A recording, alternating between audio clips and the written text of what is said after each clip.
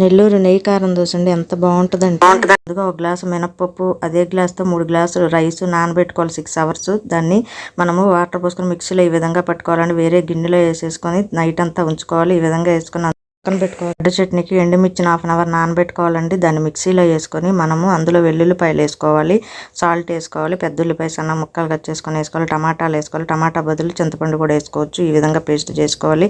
పల్లీ చట్నీ కండి పచ్చిమిర్చి వేపుకోవాలి. అలాగే కప్పు పల్లీలు వేపుకొని అందులో చింతపండు కూడా వేసుకొని మనం గిన్నెలో తీసుకోవాలి. మిక్సీలో వేసుకొని పచ్చిమిర్చి వేసుకొని సాల్ట్ వేసుకొని జీలకర్ర వేసుకొని కొద్దిగా వాటర్ వేసుకొని చట్నీ చేసుకోవాలండి. చట్నీకి తాలింపు వేసుకుని ఆయిల్ వేసుకొని తాలింపు గింజలు వేసుకోవాలి, నెయ్యి వేసుకొని పక్కన పెట్టుకోవాలి. దోశ పిండిని దోశ వేసుకొని పెద్దగా దోశ వేసుకొని దాని మీద 2 స్పూన్స్ పల్లీ చట్నీ, 2 స్పూన్స్ ఎర్ర చట్నీ వేసుకొని పైన నెయ్యి వేసుకొని ఫుల్గా నెయ్యి వేయాలండి. దీనికి ఎంత నెయ్యి వేస్తే అంత టేస్ట్గా ఉంటుంది. ఈ విధంగా అంతా కాలిన తర్వాత ప్లేట్లోకి తీసుకోవాలి. అలాగే రెండో దోశ కూడా వేసుకొని పక్కన పెట్టుకోవాలి. అలాగే పల్లీ